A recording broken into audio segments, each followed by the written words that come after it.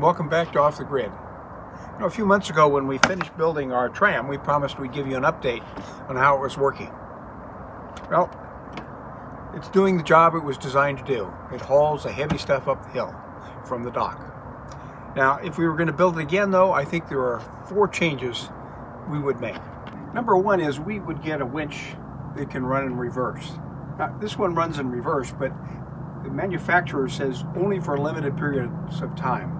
I suspect that's so that you can make adjustments while it's under load, but they warn you not to run it in reverse for a long period of time. One of the reasons is this thing has a natural brake on it, so when it's running in reverse, it's running against the brake.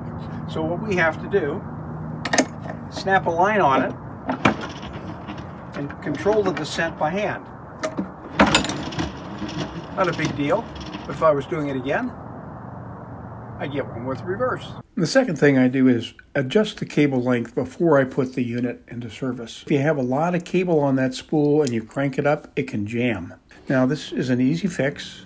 All you do is take all the cable off the drum, look on the drum for the little set screw that holds the cable in place, loosen it, slide the cable through until you have the right length, and then whack it off with a hacksaw.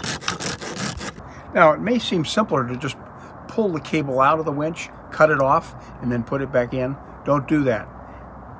If you pull it out and cut it off, the ends are going to unravel, and you're going to have a hell of a time sliding it back through that little hole in the winch. The third thing I do is be sure I picked dry lumber. We were in a little hurry on this project and should have been a little more careful in our selection of pressure-treated wood. We grabbed a bunch of sinkers in our rush, and as they dried out, they changed the shape of our tramway ever so slightly, and that forced us to go back and realign the tracks. So pick out dry lumber. Fourth, I'd go for a wider track next time with higher sides. A wider track gives you more leeway if the lumber does shift, and higher sides reduce the risk of the wheels jumping out. Well, that's our update. Thank you for watching, and we'll see you on our next trip across the water.